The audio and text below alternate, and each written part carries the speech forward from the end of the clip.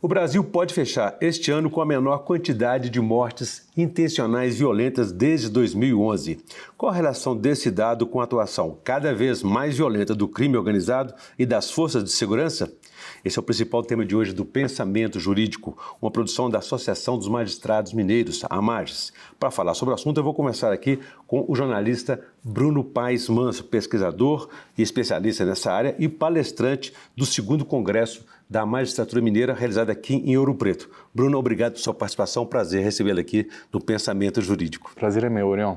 Obrigado. Amanhã você que nos acompanha, por favor, inscrever-se no canal da AMAGES no YouTube e deixar lá suas sugestões e comentários que serão muito bem-vindos. Bruno, por favor, qual é a relação que tem, então, esse dado, em tese positivo, da queda das mortes violentas com a atuação do crime organizado e das forças de segurança? Ou seja, o combate ao crime está sendo vitorioso? Na verdade, é difícil apontar uma relação causal direta, porque a gente sabe que a variação de homicídios tem uma série de causalidades, é um fenômeno muito complexo e é difícil apontar uma só causalidade para explicar grandes movimentações.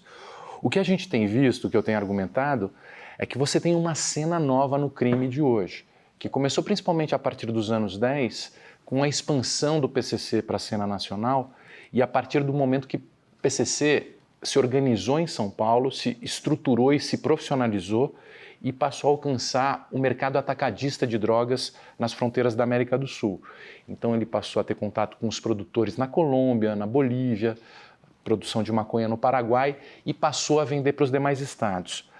A partir dessa expansão, o modelo bem-sucedido de gestão de negócios do tráfico de drogas a partir do interior das prisões se espalhou pelos presídios. Se espalhou por todos os estados brasileiros. Hoje são mais de 50 gangues com bases prisionais que, a partir do interior das prisões, organizam o mercado varejista de drogas nos diversos territórios. Você teve, portanto, uma mudança estrutural dessa cena criminal, que levou a explosões de homicídios em alguns momentos. 2017 foi o recorde de homicídios do Brasil. Você teve aquelas rebeliões, não sei se você se recorda, quase 200 pessoas morreram no começo de 2017. No norte do país ou no no norte Nordeste? do país, no Amazonas, no Rio Grande do Norte, em Roraima. E que 2018 ainda estava a situação tensa, 2017 se espalhou esses conflitos pelos territórios. Mas a partir desse modelo de organização de gangues prisionais, você também facilita pactuações e acordos e uma visão mais empreendedora e empresarial. Entre os próprios concorrentes. Entre os próprios concorrentes. Porque uma coisa é concorrentes atomizados, indivíduos, grupos pequenos, brigando no território entre si, se envolvendo em ciclos de vingança.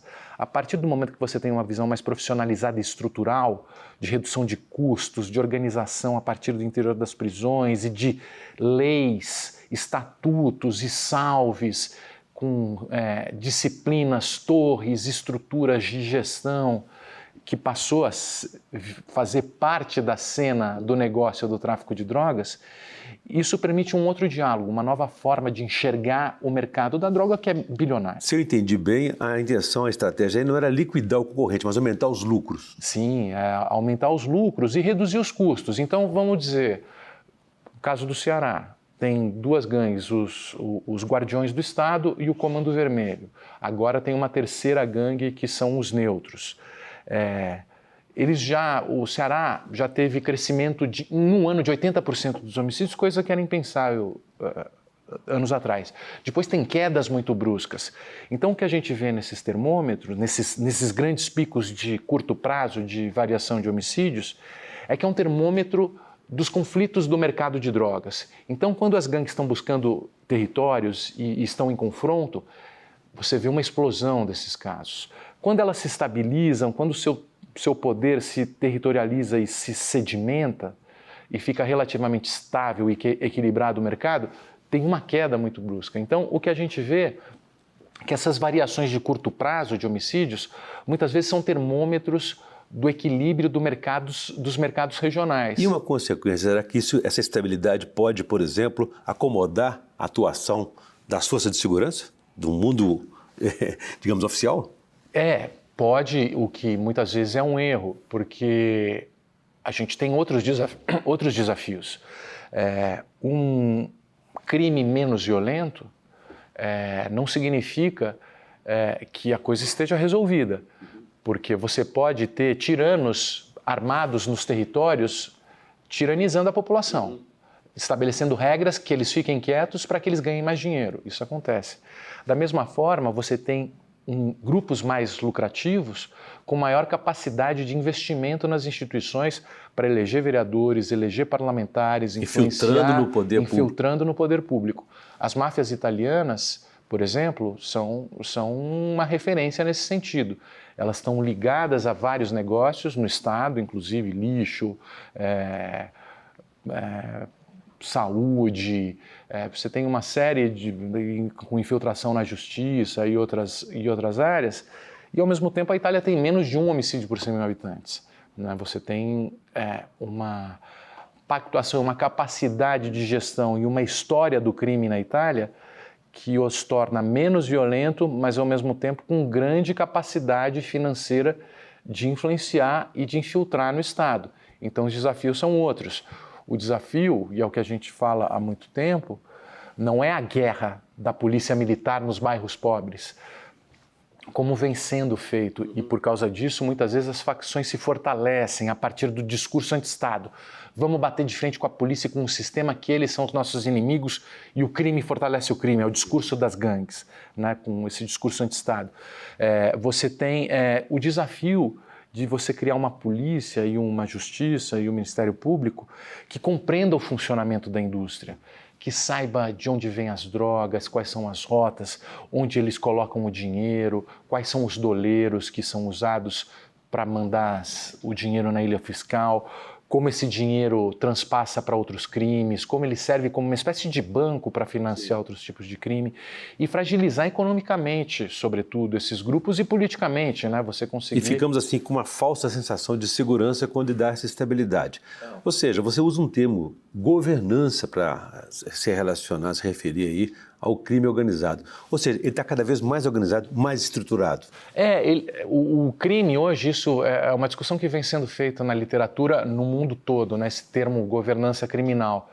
O que acontece? A gente tem hoje uma economia cada vez mais informalizada, porque o emprego, a gente vê, eu sou jornalista, você também, a gente acompanhou na nossa área, os empregos estão acabando, né? A formalização do emprego, você vê o processo de uberização e as indústrias estão perdendo a força que tinha há 30, 40 anos atrás. E a informalidade está crescendo, assim como o empreendedorismo. As pessoas precisam se virar por conta própria nos dias de hoje, né? E você tem um mercado informal e ilegal cada vez maior. E como a gente sempre lidou com esse mercado? Mandando a polícia para lá, era um problema da polícia. Só que é um mercado com participação cada vez maior na economia. E o crime percebeu que era necessário ter uma governança nesse mundo, criar regras, estabelecer formas de relação, para que esse mundo fosse mais lucrativo e menos custoso e mais previsível e menos violento. E qual que é a relação que essa nova atuação no mercado, você falou do varejista para o atacadista, né? Como é que eles atuam e que os presídios ajudam nisso? Os presídios são grandes networkings do crime, né? É o home office deles. O home office, eles falam literalmente isso, né? O escritório e a prisão é uma espécie de faculdade ou MBA, né? Você amplia seus contatos, amplia sua rede Você conhece os fornecedores, conhece os receptadores, você conhece toda uma rede de crime e ao mesmo tempo você ganha um certo respeito por ter passado na prisão e tal. Então você ganha apesar do veneno, né, como eles próprios dizem, você também faz parte da carreira criminal.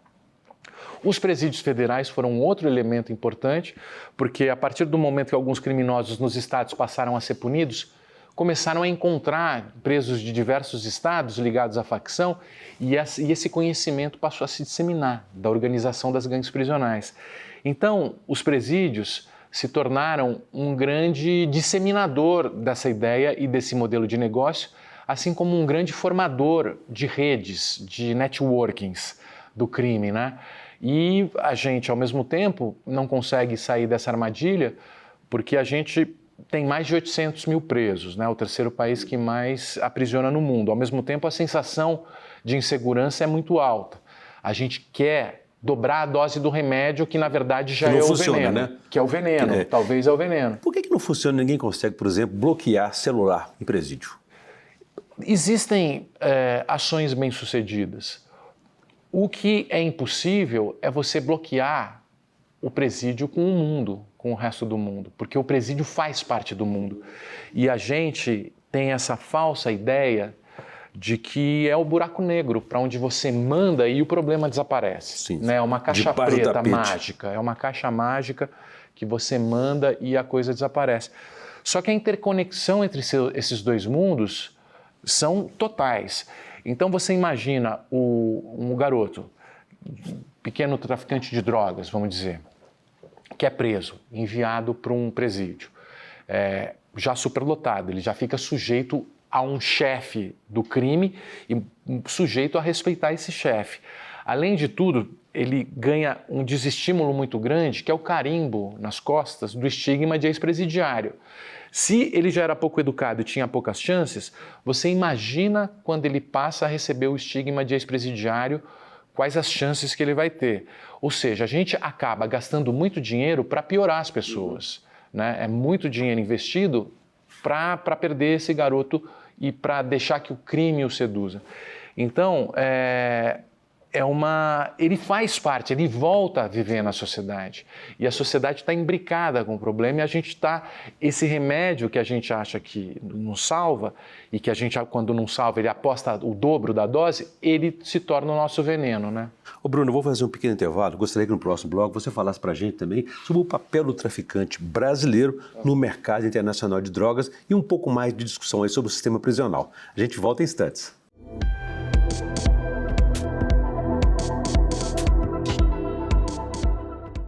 Estamos de volta com o Pensamento Jurídico. Participe do nosso programa pelo e-mail pensamento@amages.com.br ou pelo canal da Amages no YouTube e deixe lá suas sugestões e comentários que serão muito bem-vindos. Hoje estamos discutindo a atuação do crime organizado e a relação aí com a queda da mortalidade violenta no Brasil. O nosso entrevistado aqui é o jornalista Bruno Paes Manso, pesquisador especialista no assunto e um dos palestrantes do 2º Congresso da Magistratura Mineira, realizado aqui em Ouro Preto.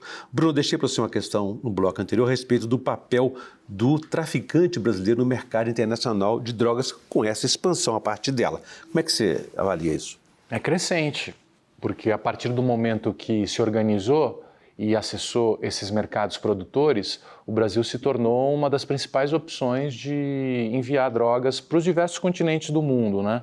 Então, a África, a Ásia, Oceania, Europa e a própria, a América também faz parte de toda essa transição. E é sempre uma opção, porque quando a polícia ou as investigações estão muito em cima de uma rota, outra rota se fortalece. E o Brasil hoje se estruturou, e os traficantes brasileiros se estruturaram para permitir esse corredor, que ele flua. E o que representa novos problemas. O dinheiro do crime passa a entrar em grande quantidade em dólar e passa a ingressar na economia formal. Passa a ser usado para lavagem de dinheiro. A partir do momento que lava dinheiro, ele passa a entrar nas campanhas e passa a infiltrar nas instituições, criando novos desafios a partir do momento que a gente tem um novo grau e um novo patamar de capacidade de gerar dinheiro nesse mercado. Ousadia capaz até de influenciar os rumos de uma eleição, como aconteceu agora no Equador. Sem dúvida, exatamente. Bruno, e o que eles mais comercializam? Apenas drogas ou tem mais coisas aí? Armas? Armas. Sim, claro, armas é importante, assim como esse dinheiro passa a transitar de forma transversal na cena criminal e vira uma espécie de banco mesmo, né, para financiar outros crimes. Então a gente vê esses assaltos em grandes cidades. Você precisa de um capital inicial para você ter um planejamento e a capacidade de estudar durante às vezes um mês o que fazer para roubar um determinado banco. E isso é feito a partir do aluguel de armas, a partir do investimento inicial no grupo de um capital criminal e permite que isso ocorra. A rede também de profissionais espertos nessas especialidades de produção de bombas e tudo mais. Ou crimes ambientais, que é o mais importante, né? Você hoje tem, como as rotas do tráfico de drogas muitas vezes passam a ser usadas para venda de pedras preciosas e produtos do garimpo, ou mesmo árvores e decorrentes do desmatamento e tudo mais, você tem uma conexão dessas atividades. Então, o crime da droga pode financiar o crime de um madeireiro, ou de um grileiro, ou de um garimpeiro, e as coisas começam a se conectar. E aí você tem uma cena criminal mais diversificada, da mesma forma que roubo de carro e outras, né? O fato é que você tem um capital que precisa girar. E como me disse um criminoso uma vez, quando eu estava entrevistando ele, ele falou assim, a gente é que nem feirante. Quando é época de laranja, a gente está com a laranja. Quando é época de morango, a gente está vendendo morango. Quando é época de melancia, a gente vende... Está na safra. Então, se a polícia está muito em cima de um, a gente vai para outro. Se está muito em cima de um, a gente vai para outro. E vai variando, o capital precisa girar. Você falou da polícia aí, né? Até agora falamos dessa ponta do crime organizado. Como é que a polícia, as forças de segurança estão reagindo ou estão sem estratégia? Enfim, estamos perdendo a batalha, né? A gente tem muito tempo de uma política de segurança pública muito calcada no patrulhamento territorial, até em decorrência do processo de crescimento das cidades como São Paulo e Rio de Janeiro, pelas periferias, pelas favelas, pelos bairros pobres, num momento de formação das polícias, que as polícias territoriais passaram a ser usadas para ser mandadas para esses bairros, agir de forma violenta, como se a violência e a eliminação dos bandidos, muitas vezes, São Paulo e Rio de Janeiro têm polícias muito letais, Minas menos, mas São Paulo e Rio as polícias são muito letais, como se o extermínio dos bandidos ou o uso da violência ensinasse que existisse lei, tivesse um papel pedagógico e fosse algo positivo na ação das polícias. E a polícia de investigação, toda essa inteligência, essa necessidade de ver como é que estava funcionando os negócios, o dinheiro era depositado, as contas bancárias, tudo isso foi sendo relegado, né? Isso de alguma forma foi replicado para o resto do Brasil. Então você tem uma polícia muito violenta, que produz raiva, essa raiva é usada para o crime para seduzir a molecada, falando a gente precisa parar de se matar porque o nosso inimigo é a polícia. O nosso inimigo é o sistema. Você não pode baixar a cabeça para o sistema. E esse é um discurso sedutor das facções. Ao mesmo tempo, você tem uma instituição de inteligência muito frágil e você tem um mercado bilionário de drogas, que sempre gera mais possibilidades de negócios. Então, é uma polícia que passou a agir de forma violenta, dar o discurso para o crime organizado, superlotar as prisões, com prisões em flagrantes de pessoas pouco importantes, que passam a ser massa de manobra dos chefes das facções nos diversos presídios do Brasil. Então, por mais que se imaginasse que fosse uma solução para resolver o problema da segurança pública, acabou se criando um outro mega problema, né? Um outro mega problema que é o problema atual que a gente precisa pensar em como resolver. Nesse contexto, como é que se encaixa aí as milícias do Rio de Janeiro? Elas são integradas por policiais, ex-policiais? Sim, as milícias são as facções fardadas, né? E que são decorrência justamente do aplauso da população amedrontada para a violência da polícia, como se isso fosse resolver o problema. E o que a gente sabe, o delegado Hélio Luiz sempre fala isso, que foi um delegado do Rio de Janeiro, e que eu entrevistei no podcast da República das Milícias, ele fala: a corrupção é irmã siamesa da violência policial. Porque quando você aplaude um policial que mata, ele passa a usar esse poder nas ruas que ele tem para ficar rico, porque ele passa a ser mais poderoso do que as facções e com o salário pequeno que ele tem, claro, alguns vão se justificar e perceber oportunidades de ganhar dinheiro com essa possibilidade que ele tem de matar com a farda, né, em nome da lei, para ser aplaudido pela população. Então você começa a ver a formação das gangues, das fardadas, se tornar principal gangue do Rio de Janeiro, criminal do Rio de Janeiro. E a gente vê um crescimento da letalidade policial no Brasil, de uma forma geral. São mais de 6 mil homicídios praticados pela polícia, oficialmente praticados pela polícia, que torna a polícia brasileira a mais violenta do mundo. E os homicídios da polícia são sintomas do descontrole das polícias. Quanto mais mata uma polícia, menos capacidade os governos têm de controlá-las. A gente vê a polícia da Bahia agora, então não é só um problema da direita, a gente vê isso acontecer na esquerda. Um governo historicamente ligado ao PT, com mais de 1.000 pessoas mortas pela polícia e um caso muito dramático da morte de uma liderança quilombola, a Bernadette, que foi assassinada depois de denunciar a morte do filho que já havia sido assassinado, em decorrências de problemas de terra, problemas de denúncias de madeireiros ligados a polícias ou não. Não dá para afirmar nada, não estou dizendo nada, mas são perguntas inquietantes que surgem num cenário de uma polícia matadora e descontrolada, que são perguntas legítimas, né? Isso acontece em outros estados do Brasil, com altas taxas de letalidade policial. Então a polícia vira um problema. Então a gente vê, às vezes, o governador aumentando o número de viaturas, o número de armas e o investimento e o número de soldados da polícia. Aí a gente pergunta, você tem controle da polícia? Porque se a polícia está descontrolada, todo esse investimento vai para o crime. Eles passam a usar no crime. E a democracia, né? A população de comunidades pobres, né, vive sob a tirania desses grupos. Não tem liberdade, né? Tem que viver de acordo com as regras deles.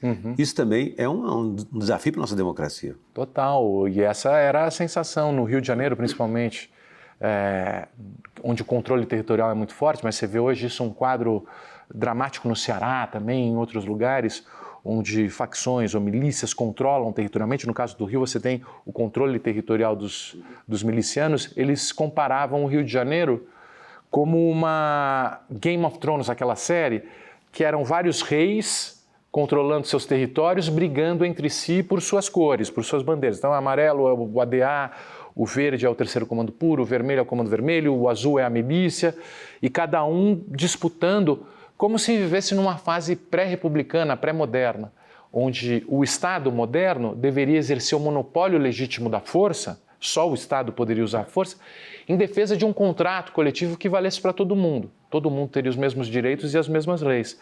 Só que esse Estado republicano ruiu e os reis locais, ou os donos dos morros, ou os chefes milicianos dos bairros, passaram a exercer esse controle. É um risco que a gente passa a ter.